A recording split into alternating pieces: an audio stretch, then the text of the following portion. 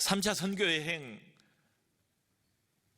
목적이 뭔가를 지난주에 우리가 살펴봤습니다.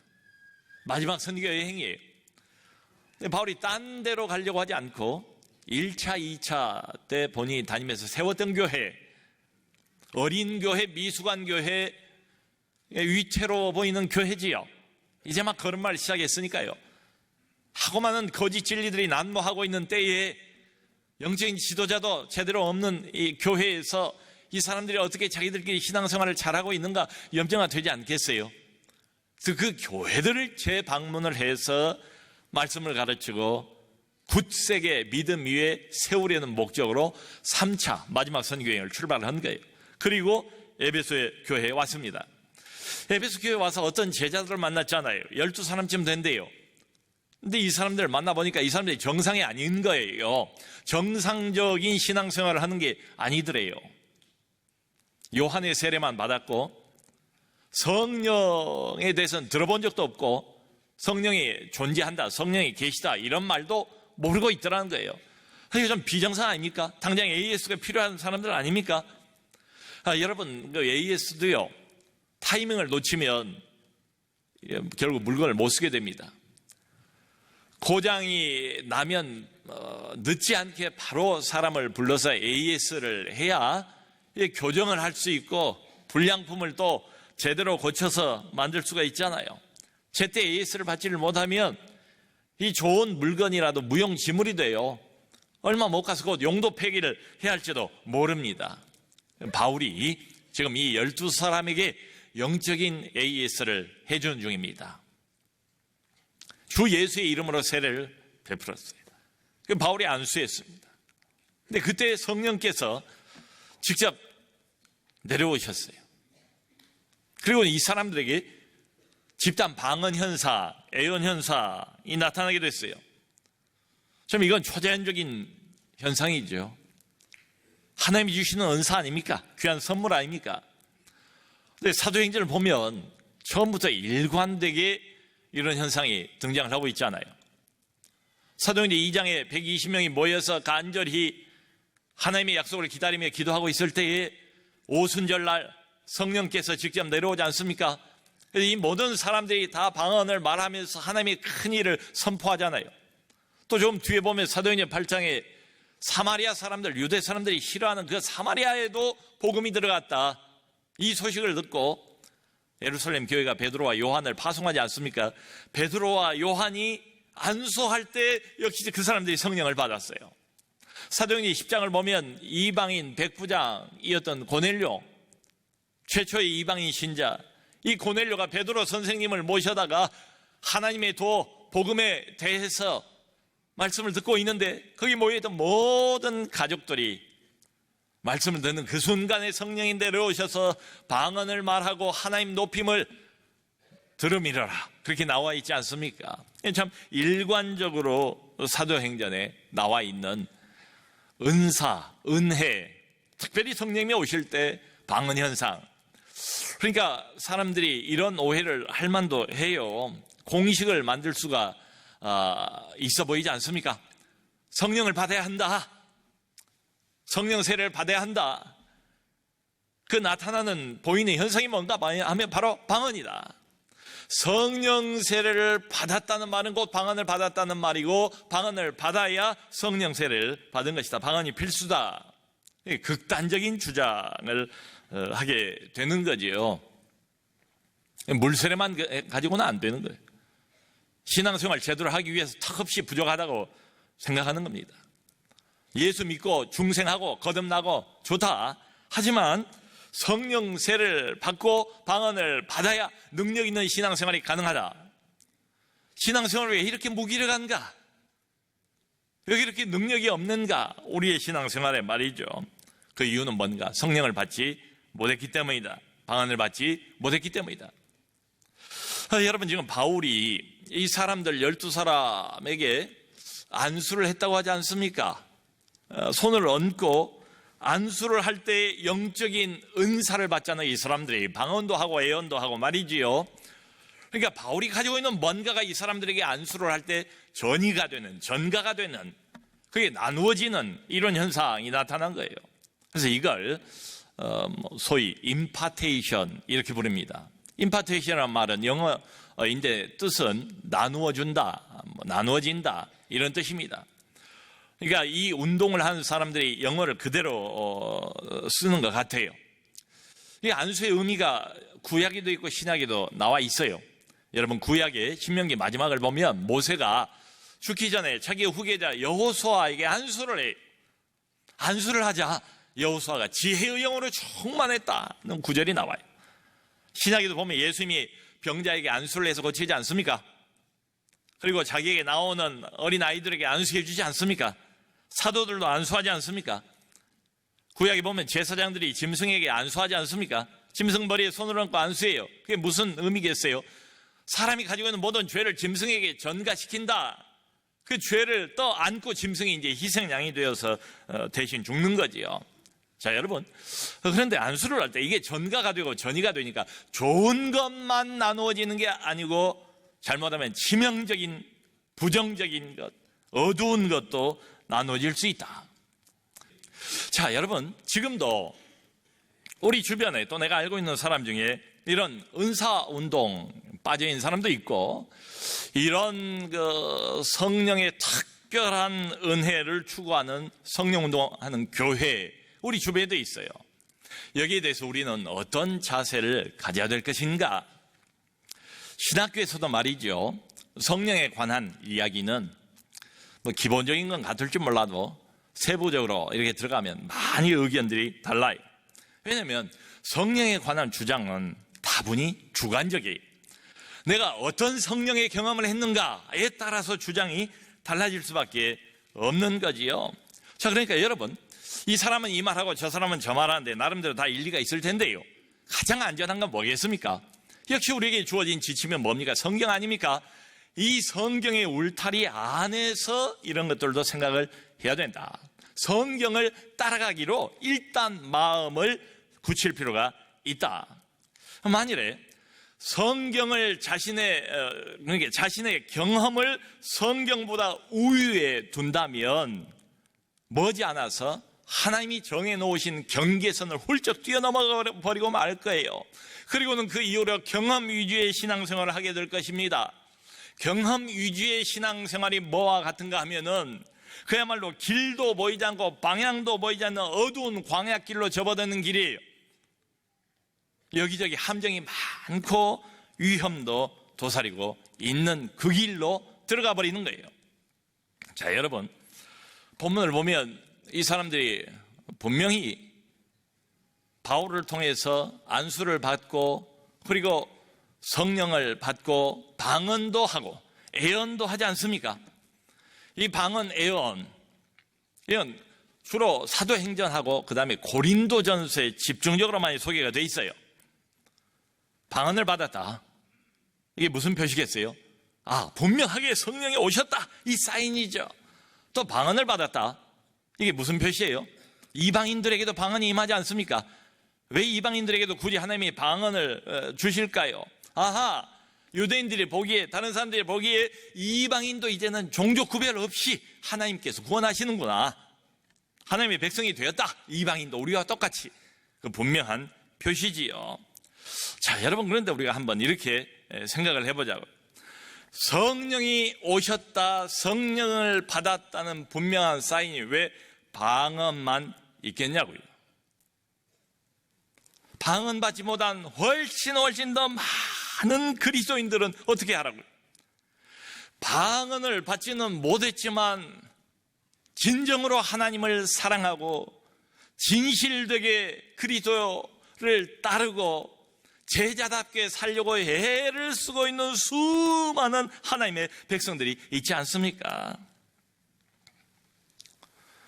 방언 받지 못했다고 해서 성령 못 받은 게 아니에요.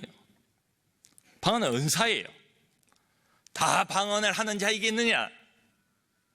하나님의 성령께서 알아서 주신대요. 누구는 주지만 누구는 안 줘요. 훨씬 많은 사람들은 방언 못해요. 어떤 사람에게는 또 애언, 어떤 사람에게는 믿음, 어떤 사람에게는 말씀과 지식의 은사를 주셨다. 그렇게 나오지 않습니까? 각 사람에게 맞게 하나님의 성령께서 알아서 주관적으로 하나님이 주시는 것이다. 은사예요. 방언을 못한다고 해서 성령 못 받은 게 아니다. 많은 여기 계신 분들이 성령을 이미 받았습니다. 아니, 성령을 받지 않고는 신앙생활을 시작할 수가 없다니까요. 누구든지 성령이 아니고서는 예수를 주라고 고백할 수도 없어요. 성령을 받고 성령세를 받고, 너희가 믿을 때에 성령을 받았느냐, 믿은 후에 성령 세례를 받았느냐고 묻지 않고 믿을 때에 성령을 받았느냐. 성령으로 충만하고, 근데 성령의 은사로서 방언을 못한다, 그것뿐이죠. 여러분, 본문의 의도가 뭘까요? 제가 아무리 앞뒤 문맥을 이렇게 살펴봐도요, 본문의 의도, 영감을 받은 이 저자의 의도가 여기 방언, 애언 현상에 나타나지만 이 초자연적인 성령의 은사를 계속 추구하라고 우리에게 권면하고 있는 게 아니다. 지금 12사람쯤 된다고 하지 않습니까? 이 역사적인 기록입니다. 자, 이 사람들 입장에서 한번 생각을 해보지. 난생 처음 성령이란 이야기도 듣고 방언도 직접 하고 애언도 직접 하고 처음 경험을 하는 겁니다. 얼마나 신기하겠어요. 얼마나 감격스럽겠어요. 또 얼마나 맹숭맹숭하던 마음이 뜨거워지겠습니까? 이게 이론이 아니잖아요. 성령이 직접 강림하셨잖아요. 본인들 스스로가 초자연적인 경험을 지금 한껏 하고 있는 것 아닙니까? 여기까지는 좋아요. 근데 그 이후를 볼 필요가 있다. 여러분, 대단한 현상 아닙니까? 에베소 교회, 이제 막 신생교회, 위태위태할 수도 있는 이런 교회, 12사람, 적지 않은 사람이 동시에 똑같이 방언, 애언, 초자연적인 은사를 받지 않았습니까? 근데 이상하게도 이 사람들에 대해서 더 말이 없어요. 이후로는 언급이 없어요. 여기서 끝나는 것처럼 보여요.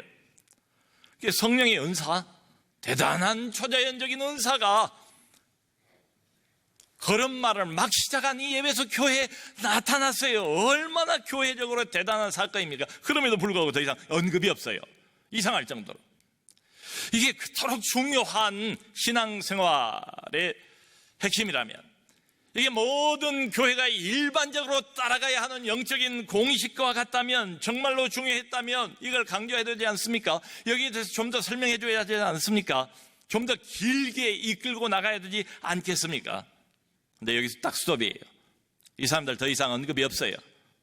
이 초자연적인 은사에 대해서 이런 말이 없어요. 일부러 침묵하고 있는 것처럼 보이지 않습니까? 그러니까 필요한 만큼만 이야기를 한다 정도 이상으로 이 초자연적인 은사, 이런 현상을 길게 끌고 가고 있지 않다, 성경 자체가. 자, 그러므로 여러분, 성령에 관한 진리 1번은 지난주에 제가 여러 번 강조를 했습니다. 성령에 관한 진리는 반드시 알아야 합니다. 알아도 좋고 몰라도 좋은 게 아니에요. 아유, 거기 잘못하다가 그쪽으로 빠질 수도 있으니까, 위험할 수 있으니까 아예 관심을 끄자. 성령이 아니고서는 그 말이 맞아요. 제대로 된 정상적인 그리스도인의 생활 불가능해요. 성령과 멀어진다고 해서 좋을 일 아무것도 없어요. 성령께서 우리에게 알려주기를 원하시고, 하늘의 진비를 체험하기를 원하시고, 신령한 세계를 열어서 직접 누릴 수 있도록 그걸 원하시는데, 정말로 귀중하고 우리가 알지 못하고 경험하지 못했던 더 깊은 영적인 세계가 있는데 다 놓쳐버린, 얼마나 아깝습니까? 100% 손해예요. 알아야 돼요. 몰라서는 안 돼요. 성령에 관한 진리를 무시하면 안 됩니다. 성령 반드시 받아야 되고요, 체험 반드시 해야 되고요, 이 모든 게 신앙 성숙과 아주 밀접한 관련이 있다. 그게 첫 번째입니다. 자, 그런데 오늘 이렇게 본문을 보니까, 근데 거기까지 성경이 말하는 데까지만 우리도 가야 돼요. 성령이 말하는 한도 내에서만 열심히 성령을 사모할 필요가 있어요. 그 이상으로 넘어가면 안 돼요. 말하자면 과도한 성령에 대한 강조는 곤란하다. 그러니까 오늘 이 본문의 이 순서를 보면, 맥락을 보면 분명해 보이지 않습니까? 말하자면 이 사람들이 대단한 평생 처음으로, 난생 처음으로 희한한 영적인 은사를 체험을 한 거예요. 그런데 이 사람들 12사람이 이 성령 체험, 자기들이 직접 체험한 이 성령 체험을 성령 운동으로 끌고 가지 않았다. 은사 운동을 벌이지 않았다. 여러분, 대단한 사건이 지금 교회 안에 일어난 거거든요. 듣도 보도 못한 사건을 이 이방인 교회가 이게 보는 것 아닙니까? 그렇다고 해서 교회가 방향을 완전히 그쪽으로 바꾸지 않았다. 잘못하면 이 사람들이 이렇게 생각할 수도 있죠. 이야, 이런 건 생각도 못했어, 기대도 못했어. 정말로 얼마나 놀라운 성령의 신비로운 체험인가. 지금까지 나는 교회 생활 헛되게 한 거야. 앞으로는 이 경험을 절대로 놓치지 않을 거야. 나는 이 경험을 중심으로 해서 새로운 신앙의 방향을 추구할 거야 라고 말하지 않았다. 여러분, 성령의 은사, 초자연적인 기적, 이런 것들이 신앙생활에 큰 도움이 돼요. 그걸 사모하십시오. 하나님이 우리의 신앙을 위해서, 교회를 위해서 이런 은사들을 주시지 않습니까?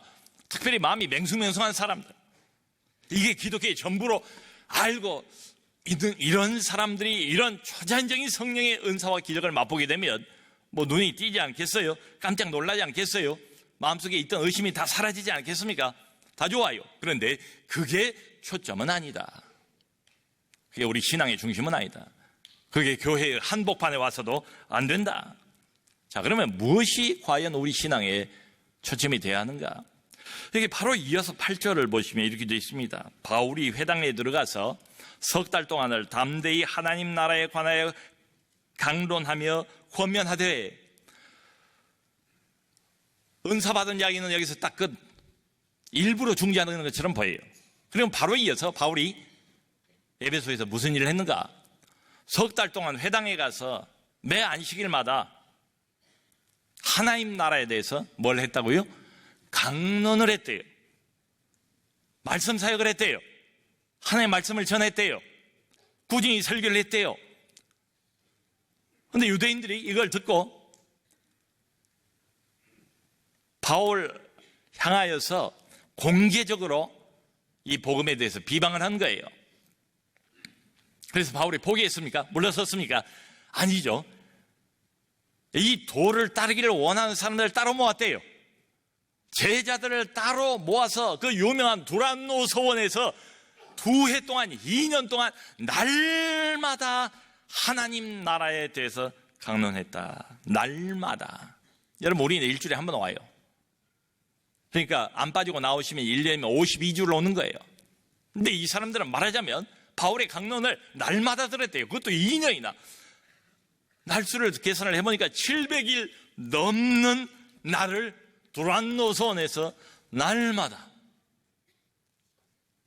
그만큼 말씀에 갈급한 사람들이 많았다. 하나님 말씀에 굶주린 영혼들이 많았다. 은사와 체험에 굶주린 영혼들이 아니고요. 여러분, 성경이 무엇을 말하고 싶어 할까요? 저는 그렇게 보여요. 성령 사역은 딱 한 번이에요. 끝. 그리고 침묵. 근데 말씀 사역은 2년 이상 에브리데이, 날마다 하나님의 말씀을 끝없이 성령으로 기름 부음 받은 바울을 통해서 하나님께서 말씀해 주신다. 이게 그만큼 중요하다. 여러분, 필요할 때는 하나님이 왜 마다하겠어요? 성령의 은사를 주시겠죠. 초자연적인 은사도 부어주시지 않습니까? 기적도 교회에 부어주시지 않겠어요? 우리가 보는 것처럼. 좋아요. 우리가 이런 것들을 사모합시다. 그런데 이게 부수적이다. 이게 중심이 아니다. 중심이 돼서는 안 된다. 성경 자체가 이런 초자연적인 현상이나 이런 초자연적인 기적이나 은사를 추구하고 있지도 않고 그것을 강조하고 있지도 않다. 대신에 뭘 강조하는가? 하나님 나라의 복음 전파, 말씀 사역, 이걸 끝도 없이 하나님께서 강조하고 있는 것처럼 보여요.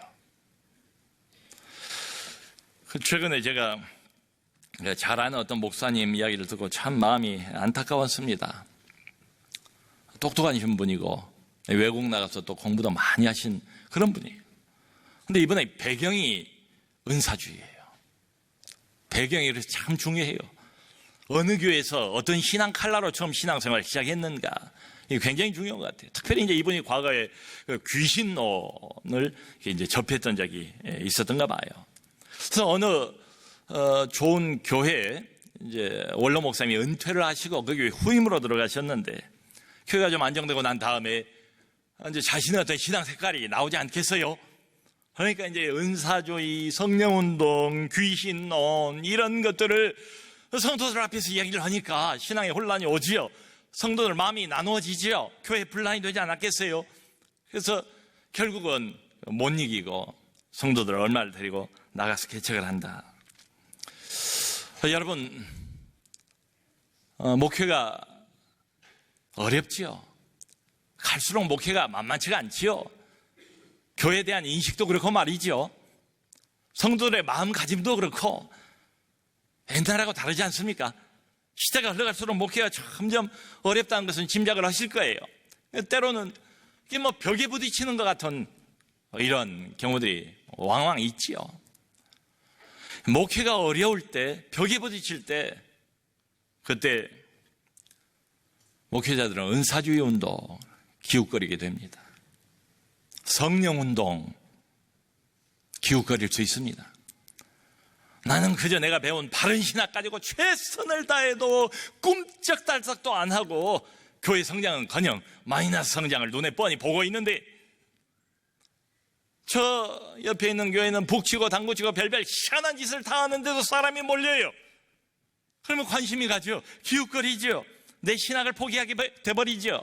그리고 글이 강 건너 가는 것처럼 가버립니다. 그리고 영영 못 돌아와요. 못 돌아올 뿐만 아니라 나중에 이야기를 들어보면 막 나가요. 아무 소리나 막 해요. 그리고는 결국 큰 어려움에 부딪히고 마는 거지요. 여러분, 왜 사람들이 이런 쪽에 관심을 기울일까요? 왜 이것을 목회의 중심으로 안 그러는 사람이 가지고 올까요? 이유는 간단하죠. 요즘이 포스트 모던 시대 아닙니까? 사람들이 지식에 얼마나 그렇게 큰 관심이 있어 보이지 않잖아요. 이제는 감성 터치의 시대 아닙니까? 감정이 중요한 이런 시대 아닙니까? 아무리 뭐 좋은 진리의 말씀이라고 해도 뭐 딱딱한 기독교 교리 아무리 이야기해도 마음에 안 와요. 그런데 신비한 영적인 체험, 하늘문이 열리는 것처럼 초자연적인 은사, 성령이 직접 오셔서 내 마음을 뒤집어 놓는 이런 영적인 경험, 여러분 체험은 부인할 수가 없잖아요. 체험은 내 것 아닙니까? 체험만큼 설득력 있는 게 없다. 그리고 맹숭맹숭한 이 기존의 교회가 어떤 대단하고 특별한 성령의 은사가 나타나고 초자연적인 체험이 어떤 사람들이 이렇게 하기 시작하고, 이것만큼 설득력 있는 게 어디 있겠어요? 다른 때는 귀 안 기울이다가 기적이 나타났다, 초자연적인 은사가 나타났다 하면서 당장의 사람들의 주목을 받을 수가 있잖아요. 얼마나 이게 유혹이겠습니까? 그러니까 우리는 두 가지를 같이 생각을 해야 돼요.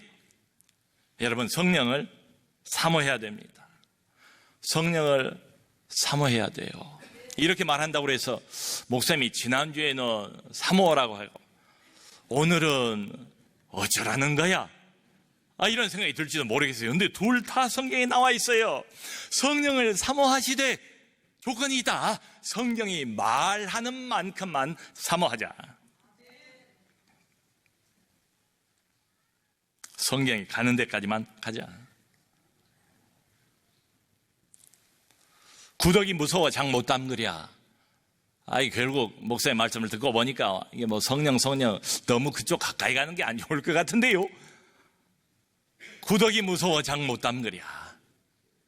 정말로 소중한 축복, 정말 우리가 체험하고 경험적으로 알아야 할 신령한 세계 있어요. 모든 게 다 성령을 통해서입니다. 성령을 알아야 돼요. 가까워져야 합니다. 그분을 사모하세요. 그런데 성경의 울타리 안에서 다시 말씀드리면 성령을 사모하되 그보다 먼저 사모할 게 있다. 계속 사모할 게 있다. 그게 무엇이냐? 바로 하나님의 말씀입니다. 이렇게 2년이나 날마다 하나님의 말씀을 전했대요. 바울이 두란노서원에서. 이제 어디 돌아다니지 않아요. 사람들이 막 오는 거예요. 자기들이 자기 발로. 그 결과가 여기 10절에 나와 있습니다. 2해 동안 이같이 하니 아시아에 사는 자는 유대인이나 헬라이나 다 주의 말씀을 듣더라. 아시아 그 넓은 지역에 사는 사람들이 다 주의 말씀을 듣더라. 이게 아니잖아요. 다 방언을 했더라. 다 예언을 체험했더라. 다 성령의 초자연적인 은사를 경험했더라가 아니고요. 다 아시아 전역에 살고 있는 사람들이 주의 말씀을 듣더라. 아멘. 성령을 사모하시되 그것을 신앙의 중심에 놓지 마세요. 성령을 사모하시되 뜨겁게 사모하시되 말씀의 울타리 안에서 사모하세요. 이렇게 말씀드릴 수 있어요. 말씀이 중심이 되고 말씀이 우뚝 서 있으면 어떤 기적 어떤 은사가 들어와도 다 제자리를 잡아요. 말씀이 그걸 컨트롤합니다. 그런데 말씀을 제껴버리고 성령 하면서 성령 은사, 성령 체험 이것을 신앙의 중심, 교회의 중심에 두기 시작하면 걷잡을 수 없는 함정으로 빠지고 맙니다. 그러므로 우리는 두 가지 말씀과 성령과 말씀을 균형 있게 골고루 사모하자. 순서는 분명하다. 말씀을 사모하고 말씀 위에서 성령을 사모하여서 건강한 신앙으로 자라가는 우리 모두가 될 수 있기를 주님의 이름으로 축원합니다.